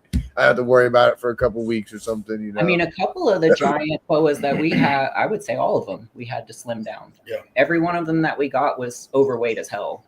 Yeah. Wow. Yeah. And that's where I really see is that it's more of the one thing you don't want to do is nerf a snake, and that's underfeed it. Like, right. I feel like that is more cruel than anything else. That's like taking your child and being like, you know what? I don't want you to be 6 foot. You're getting 1 meal a day. Like, come on, like feed the animal as it's needed. Like, let it go to its potential. Like, you also don't want to overfeed it because it's going to grow based on its food sources. I think intuition is a big part of this hobby. And I think, I'm just going to say what needs to be said. I think if you don't have animal sense, it's probably not the hobby for you. Yeah. I mean, well, you shouldn't be making decisions on your own. You should be talking to your breeder. Everyone should have a mentor, period. Because we even have mentors. Yes. I have short tail mentors. We have boa mentors. And I lean on them heavily. Yes. Every time I talk to them, I'm talking to them about, hey, like I'm doing this. Are you seeing this? Hey, this is what we're trying. Like, what have you had any luck with this? And trying to better all of us is kind of like the goal with it is that, we've had a lot of success. We rotate between rats, ASFs, hamsters, and quail. Our animals. And the one downside is with birds, it's a mess. It's a mess. Yeah. Like you do. But the reason it's a mess is that it doesn't have the fur to bind the poop. Right. Like that's where rats, you end up getting big chunks of poop and you Good. need to take care of it. At the same time, that's providing roughage. So feathers, while they're not mostly digestible, they do provide a lot of roughage and they help clear the gut. They also provide a lot of collagen. So that is one of the proteins that can be digested from the feathers. So it's scale health, it's skin health, it's eye health. So there are a lot of benefits to feeding a varied diet. Even if you're pooping out whole feathers, they're still getting benefit from that. Yep. It's still something that they would consume in the wild. See, there was a question on like the mentors. Your mentors. Yeah. Mr. and Mrs. Kathy, what is her? Oh my gosh. Did you just Kathy and Denny Rhymes at Foundation Boas. Yeah. They're great. They're like my parents in the boa industry. They're really great people to talk to, always kind, very knowledgeable. She also has medical knowledge. So she's very helpful with like medication help and disease and things like that. And I love that they're open with me. Like if I talk to them about something, they're not trying to hide anything. Yeah. Like, oh, like this project's super like can't. Yeah, they're not gatekeeping anything. Like they're like, hey, look, here's what we're doing, and I love it because like I don't care about being the first. Like I'll put it this way, I'll be third, fourth, or fifth, but if my animals look better than the first, I'm winning. Like I said, I got on stage at 40 years old. And we're beating 20-year-olds in bodybuilding. What are you going to tell me? I'm losing? Come on. My entire life. Like, let's go. Tim, Midnight Constrictors. He's always awesome. He's been a huge help. Like we've had some issues during breeding season and been able to call him and message him. And poor Tim. I've called him just middle of the night, like panic. It doesn't matter. He's been wonderful. In the short tails, Gary Locker was a big one. He got sick a couple years ago, and I don't think he's with us anymore, although I can't confirm that. So I actually haven't spoken to him in a while. But he was Kingdom Animalia. I learned a lot of my initial stuff with the short tails from him. And since then, I've just picked up friends in the industry. Zach Green that I bought that project from, he helps me quite a bit. I've got some other different people for the Borneos. Like if you're not passionate about Borneos, look, they're the most complicated. You got to be passionate about them because their genetics are weird. Their diets are weird. They're weird. So even if you keep different species, that's a major recommendation that I would give you is nobody knows everything. Nope. And anybody that tells you black and white issues, I get hesitant. Get a second opinion. Yeah, like when you start saying you have to do this, yes. I'm like, hold on now. Like you're in Minnesota, right? You're in California. Like we're talking about different, and that's where we try to talk it out and use fact. Yeah. Like I don't care about what your feelings are. I'm very fact over feelings type person.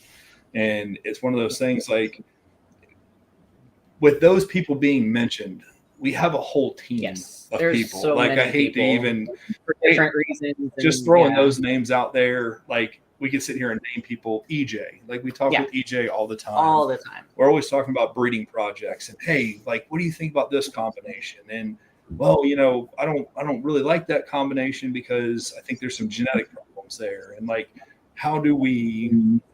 I mean, that's kind of one of the things I tell people all the time. You'll see me commenting this all over Instagram. If you're not constantly learning something, you're doing it wrong. Yep. You should learn something new every single day. Yes. Yep. Facts. Nice. I'm telling you, it's put it this way. I fell in love with bodybuilding. I started when I was 38. Yeah. Yep. I started bodybuilding when I was 38, and I played baseball my whole life. I played professional baseball. I played Division II baseball, played in the College World Series. I've done a lot of cool things on the baseball side. But bodybuilding has been the most rewarding. Yeah. Like, it's you versus you. Yeah. Like, you can make it negative and you can try to compare yourself to the person next to you, but it doesn't matter. Like, you put in the work. Right. You built this. And that's what, like, you see the results of your work. You play like first base? What's that? Don't you play like first base or something? Actually, in college, I played all nine. I played all nine. In high school, primarily played shortstop and pro ball. Yeah. You got to remember, though, like, I wasn't this when I was in high school. What made me get the picture? Oh, God. I was 6 foot, 150 pounds in high school. Yeah. Come on.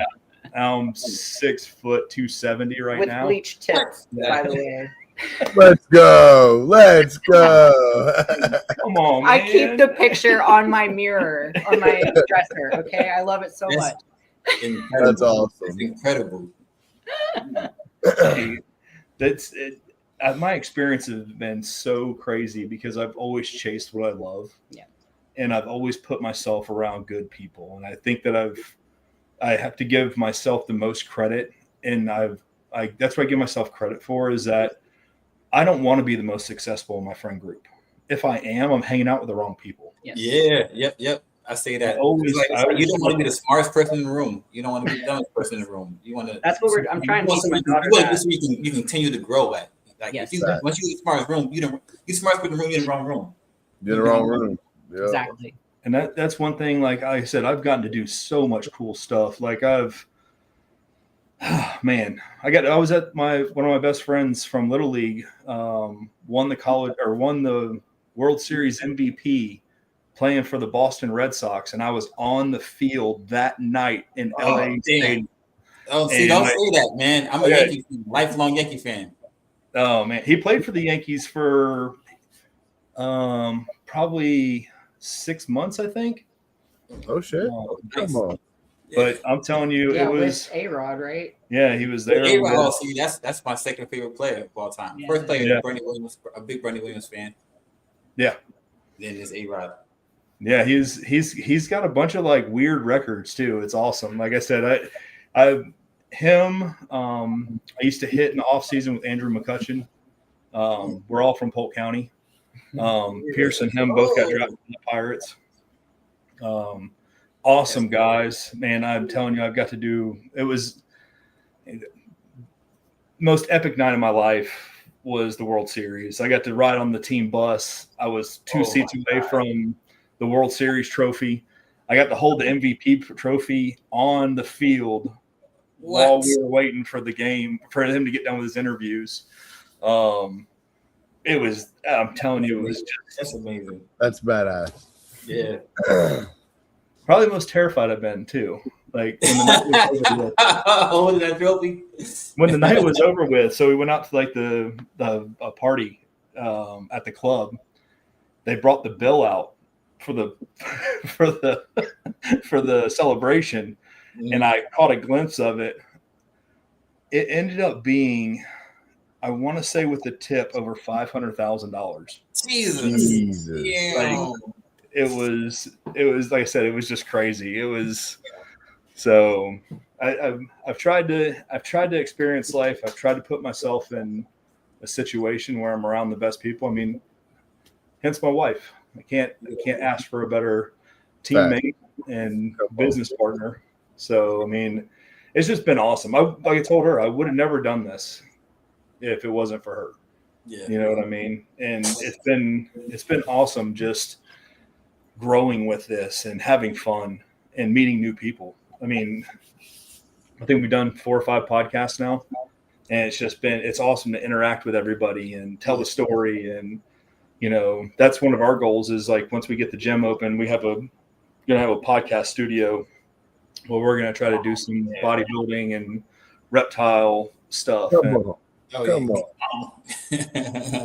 That'd be sweet. Yeah. That's dope.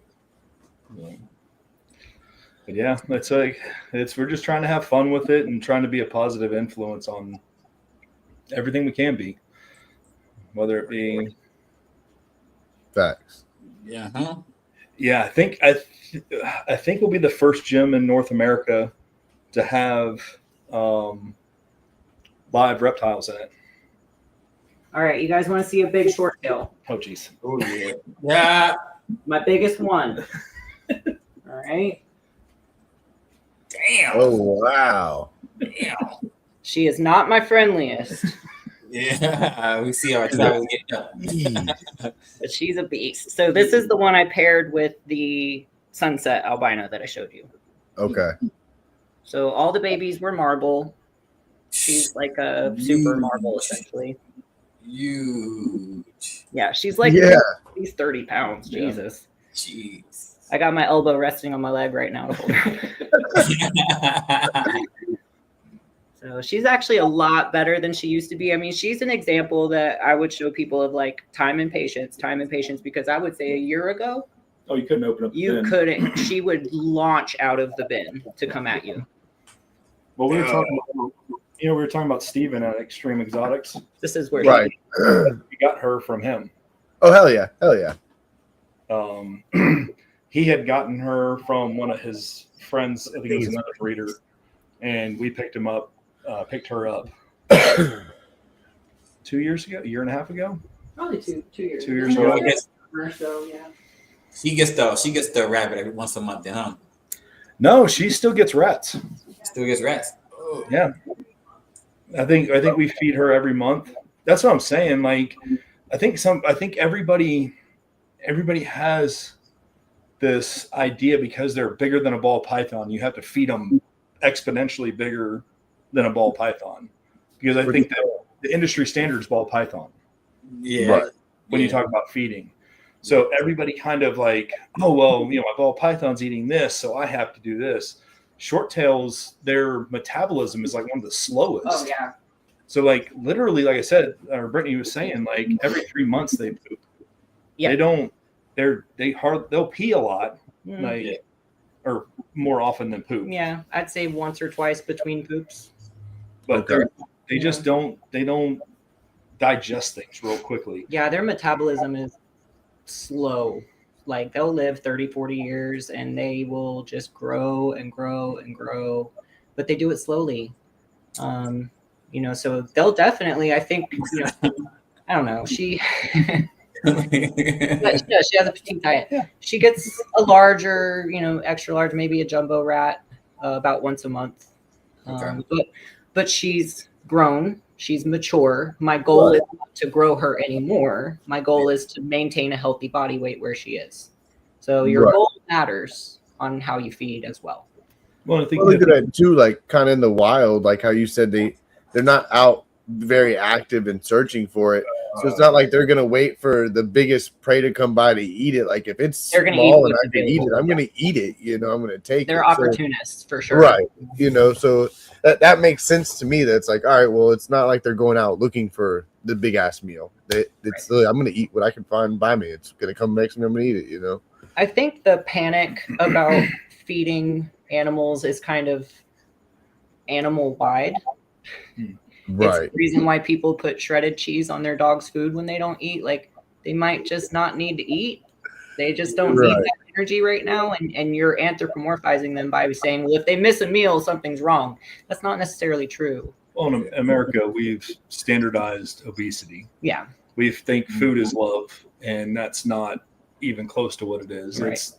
It's the complete opposite. I literally use my discernment. I look at each animal. I think, and that's kind of we're spoiled with raising our own feeders here, because like I have a hard time even telling you the difference between like a small and a large rat, because I look at each animal every time I feed and I get by vision what I think that animal needs. Yeah. Yep.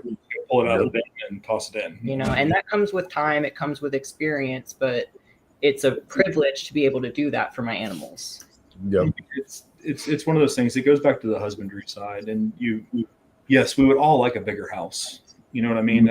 As humans, we'd always want to upgrade. We always want to more and better, more and better, more and better. And these animals are not like that. they want to be consistent. They're content. Yeah. They're content, you know. They want consistency. You need to take them out. You need to hold them. You need to interact with them. You don't need to put them in a cage and leave them there. Right. Like, we're not advocating for that either. Like, we take them outside. We have a big kiddie pool we put in the yard, like one of those little blue kiddie pools. Yeah. And we take the snakes out there and let them go get in the pool and let them run around the backyard and like. Yeah, everyone gets outside time. We just did a big 6 foot tall 6x4, outdoor enclosure. So that is out there. The boas get to take turns and kind of rotate through that. So we do make a point to like everyone gets exercise, everyone gets attention, handled. And you can see like every animal we've had, like our animals get handled, but enclosure size wise, yes, I think I'll go back to that if you were to take like one of these baby short tails and put them in a 4x2, I can almost guarantee you 100% they're going to find a corner and they're going to sit in it. Mm-hmm. And it may not be the best environment for them. Yeah. Like they may not be sitting in the right temperature. Because they're afraid and they're just trying to hide. Right. We've had boas that we've had to cohab. Yeah. Because they would lose their mind by themselves. The IMG and the Moonglow, the first two we had to cohab them for the first year. They grew up together. If you didn't, they would race around the cage the whole time. Like they would not. Our jungle carpets have been growing up together for 3 years. They snuggle. If I take one of them out, the other one is looking for them. Looking for them. That's cool. With each other, and I don't know. We have people having, and I'm like, but have you seen this? Like, right. We don't feed them in the same enclosure. Use common sense, right? Like that's. And also, if we feed them, we make sure the food's all the way down. There's no rat scent. Yeah, anywhere. They get separation time.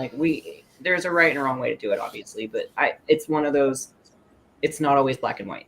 Listen to your animals; they're individuals, But also know the animal. Do your homework on the animal. So, ball pythons. Mostly, you want to keep them in a round, cylindrical body shape, where you can't see the ribs. Like that's kind of your goal with a ball python. If you keep a short tail like that, you'll kill it. Yeah. Severely overweight. You want to see its backbone. They should be teardrop shaped.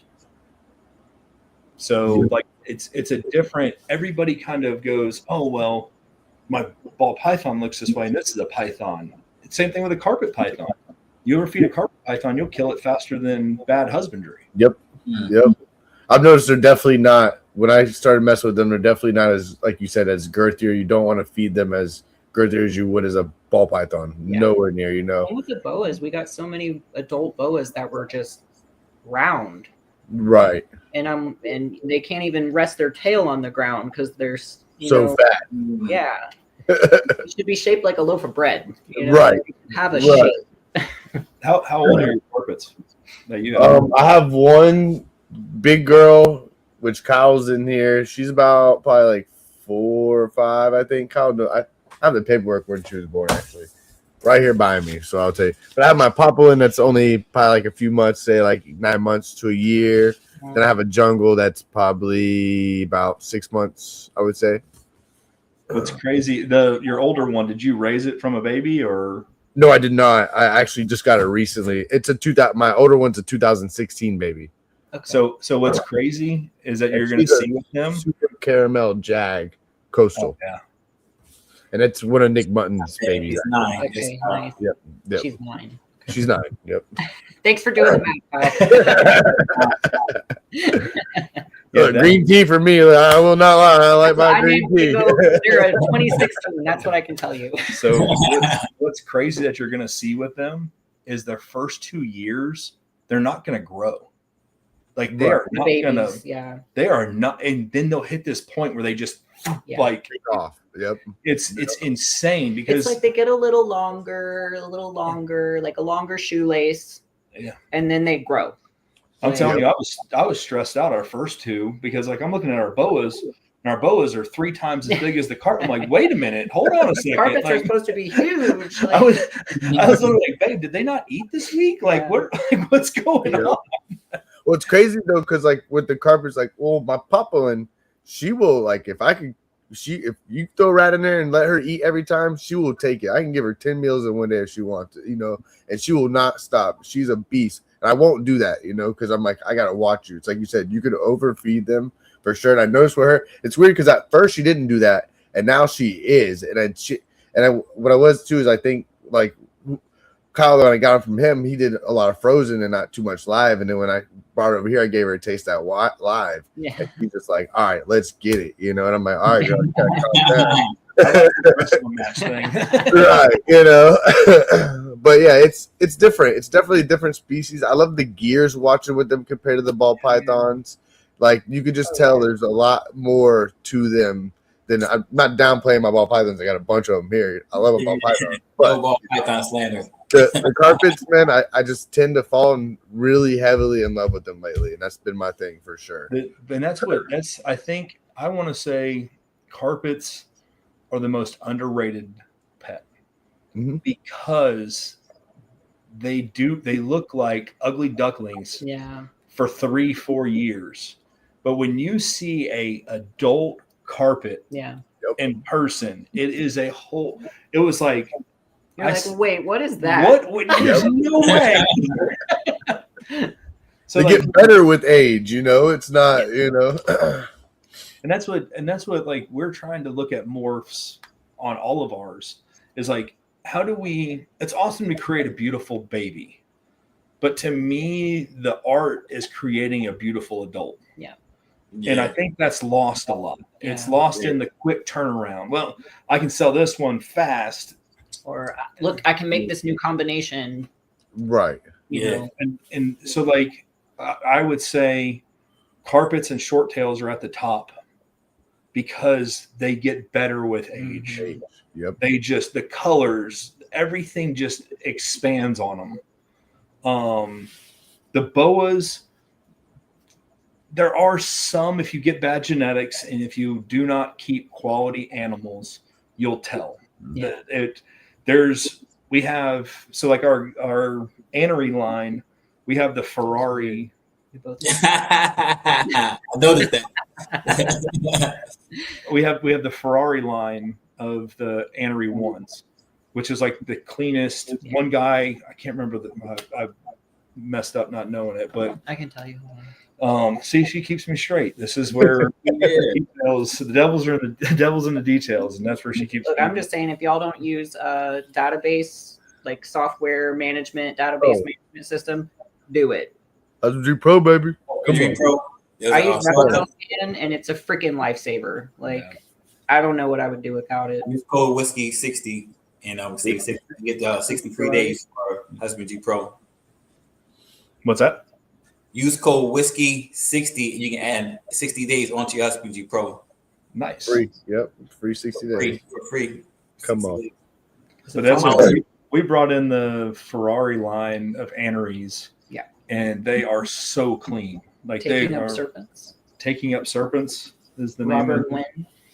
But they have the cleanest line because I bought another anery one pet call. And we noticed that she was yellowing. And we started comparing all these bloodlines. And we're like, dang, like, holy crap, there is a major, whatever animals they're starting with just have cleaner genetics. And the aneries are carrying better. So that's one thing that we've tried to focus on is like, okay, if we're going to do this, let's spend the extra money. Yeah. Make sure we get the top of the line animals that we can really. Like now that I've kind of backtracked and focused in the blood pythons on picking back up the reds and working more towards that, just this year I brought in two or three new like normals or some type of enhanced normal, because I want those deeply saturated reds. Like that's what I want to add into my line from this point forward. So and I brought those in from 3 different well-known breeders. So again, we go back to like everything we do with a lot of intention, and think several generations ahead and try to plan ahead for the best quality, from here into the future. So that's awesome. That's awesome for sure. See, I was gonna say too, like with that aging thing, going kind of back what we're talking on, what's kind of nice too, like especially for you guys that are breeders or like down the road when I go to breed some carpets, it's kind of cool too knowing that like with age how they change. Yes. And like the people you sell them to are gonna hit you up years later and be like, look at this, and then you could even be also amazed and be like, wow. Yes. That's what I created. Like that looks pretty, like because you don't get to see that definitely as a baby. You don't know. You're looking at this dull baby. You're like, let's see. The short tail pythons won't shed. Like this kind of proves how slow their metabolism is. They won't have their first shed until like 4 to 6 months old. So when we sell them, even as established young babies, that's one of the first things I ask people is like, hey, when they shed, please send me pictures. Right. Like, I gotta see it. Well, they short tails to me have an ugly duckling syndrome to a degree. They do not look like they do as adults. Oh yeah, their colors are way more saturated as adults, and that's where like Brittany and I have been talking. It's like, how do we? Because I claim I say I'm the novice when it comes to the short tails. If you show me a baby, I have a hard time understanding what it's going to be as an adult, and that's where we're trying to figure out is like how to. That's why we bring adults whenever we sell the short tails, because I usually have the parents at the show as well. Hell yeah. My timer just kicked off my life. Out there, call it a night. This has been a great episode. I mean, like we gotta have y'all back on. Anytime. Like I said, I love talking reptiles, man. I'll nerd out with the best. We'll go on until you tell us to shut the hell up. Like I don't want to, but we gotta. I don't know much about boas, so it's kind of nice learning the stuff about them and the different, even the short tails and the regular boas. It's nice learning about both of them for sure.